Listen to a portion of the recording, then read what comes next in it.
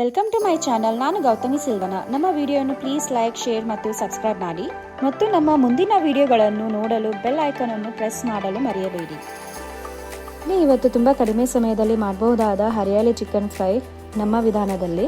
ನೀವು ಸಹ ಇದನ್ನು ಖಂಡಿತ ಟ್ರೈ ಮಾಡಿ ನೋಡಿ. ಇಷ್ಟವಾದರೆ ಕಮೆಂಟಲ್ಲಿ ಮೆನ್ಷನ್ ಮಾಡಿ. ಈ ಅಡುಗೆಗೆ ಬೇಕಾಗಿರುವ ಸಾಮಗ್ರಿಗಳು: ಕೊತ್ತಂಬರಿ ಸೊಪ್ಪು, ಪುದೀನ, ಹಸಿಮೆಣಸಿನಕಾಯಿ, ಮೆಣಸು, ಸೋಂಪು, ಶುಂಠಿ, ಬೆಳ್ಳುಳ್ಳಿ ಮತ್ತು ನಾವು ಇದಕ್ಕೆ ಈರುಳ್ಳಿನ ಹಾಕ್ತಾ ಇದ್ದೀವಿ. ಒಂದು ಜಾರ್ ತಗೊಳ್ಳೋಣ. ಆ ಜಾರಲ್ಲಿ 1 ಕಪ್ಪಷ್ಟು ಪುದೀನ, 1 ಕಪ್ಪಷ್ಟು ಕೊತ್ತಂಬರಿ ಸೊಪ್ಪು, ಈಗ 1 ಟೇಬಲ್ ಸ್ಪೂನ್ ವೈಟ್ ಮೆಣಸು, 1 ಟೇಬಲ್ ಸ್ಪೂನ್ ಕಪ್ ಮೆಣಸು ಬೆಳೆಸ್ಕೊಂಡಿದ್ದೀವಿ. ನಮ್ಮ ಹತ್ರ ವೈಟ್ ಮೆಣಸು ನಾವು ಗೋವಾದಿಂದ ತೊಗೊಂಬಂದಿದ್ವಿ, ಟೇಸ್ಟ್ ಚೆನ್ನಾಗಿರುತ್ತೆ. ಬಟ್ ನಿಮ್ಮ ಹತ್ರ ಇಲ್ಲ ಅಂತ ಅಂದರೆ 2 ಟೇಬಲ್ ಸ್ಪೂನ್ ಕರಿಮೆಣಸನ್ನೇ ಬೆಳೆಸ್ಕೊಬೋದು.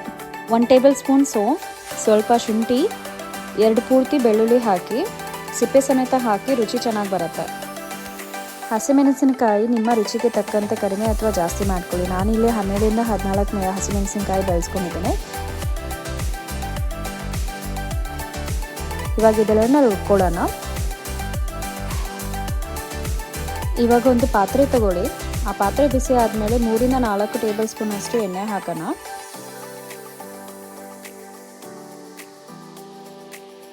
ಎಣ್ಣೆ ಬಿಸಿ ಆದಮೇಲೆ ನಾವು ಹಾಕ್ತಾ ಇದ್ದೀವಿ ಈರುಳ್ಳಿನ 2ರಿಂದ 3 ನಿಮಿಷವರೆಗೂ ಸ್ವಲ್ಪ ಫ್ರೈ ಮಾಡಿ. ಏನು ಬ್ರೌನ್ ಆಗಬೇಕು ಆ ಥರ ಏನಿಲ್ಲ, ಲೈಟಾಗಿ ಫ್ರೈ ಮಾಡಿ ಅಷ್ಟೇ.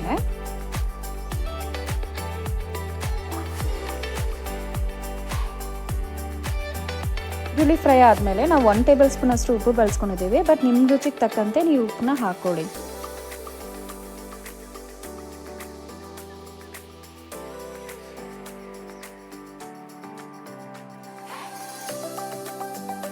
ಪಕ್ಕದಿಂದ ಈರುಳ್ಳಿ ಬೇಗನೆ ಬೇಯುತ್ತೆ. ನೀವೇ ನೋಡ್ಬೋದು, ಈರುಳ್ಳಿ ಇವಾಗ ಬೆಂದಿದೆ, ಟ್ರಾನ್ಸ್ಪರೆಂಟ್ ಆಗಿ ಕಾಣ್ತಾ ಇದೆ. ಸೊ ನಾವಿವಾಗ ಮುಂಚೆನೇ ರುಬ್ಬಿಟ್ಕೊಂಡಿದ್ದೀವಲ್ಲ, ಆ ಮಸಾಲೆನ ಹಾಕ್ತಾ ಇದ್ದೀವಿ.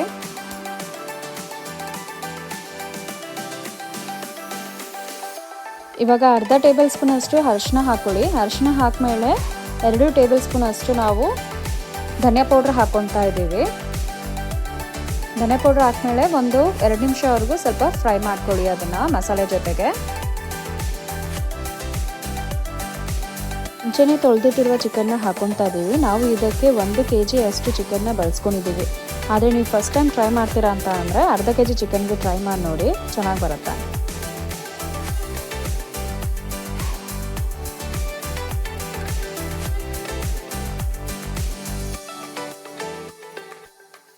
ಚಿಕನ್ ಹಾಕ್ಮೇಲೆ 2ರಿಂದ 3 ನಿಮಿಷವರೆಗೂ ಮಸಾಲೆಯಲ್ಲಿ ಮಿಕ್ಸ್ ಮಾಡ್ಕೊಳ್ಳಿ.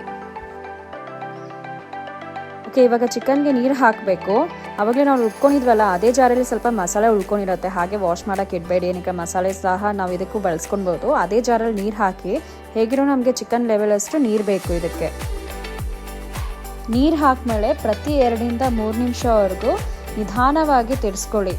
ಏನಕ್ಕಂತ ಅಂದರೆ ನೀರು ಕಡಿಮೆ ಆದಂಗೆ ಮಸಾಲೆ ಗಟ್ಟಿ ಆಗತ್ತೆ. ಮಸಾಲೆ ಗಟ್ಟಿ ಆದಾಗ ತಳ ಹಿಡಿಯುತ್ತೆ. ಸೊ ಅದಕ್ಕೆ ಸ್ವಲ್ಪ ನಿಧಾನಕ್ಕೆ ಚಿಕನ್ನ ಮಸಾಲೆ ಜೊತೆಗೆ ತಿರ್ಸ್ಕೊಳ್ಳಿ.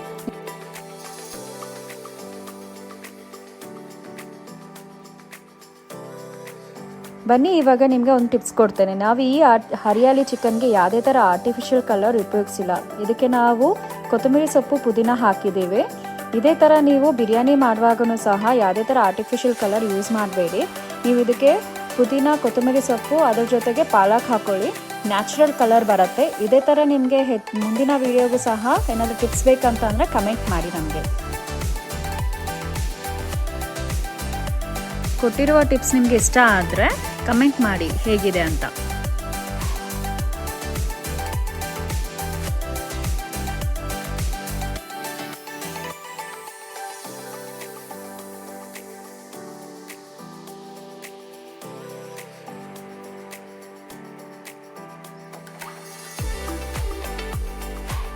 ಪ್ರತಿ 2ರಿಂದ 3 ನಿಮಿಷವರೆಗೂ ನಿಧಾನವಾಗಿ ತಿರ್ಸ್ಕೊಳ್ಳಿ. ಏನಕ್ಕಂತ ಅಂದರೆ ನೀರು ಕಡಿಮೆ ಆದಂಗೆ ಮಸಾಲೆ ಗಟ್ಟಿ ಆಗತ್ತೆ. ಮಸಾಲೆ ಗಟ್ಟಿ ಆದಾಗ ತಳ ಹಿಡಿಯುತ್ತೆ. ಸೊ ಅದಕ್ಕೆ ಸ್ವಲ್ಪ ನಿಧಾನಕ್ಕೆ ಚಿಕನ್ನ ಮಸಾಲೆ ಜೊತೆಗೆ ತಿರ್ಸ್ಕೊಳ್ಳಿ.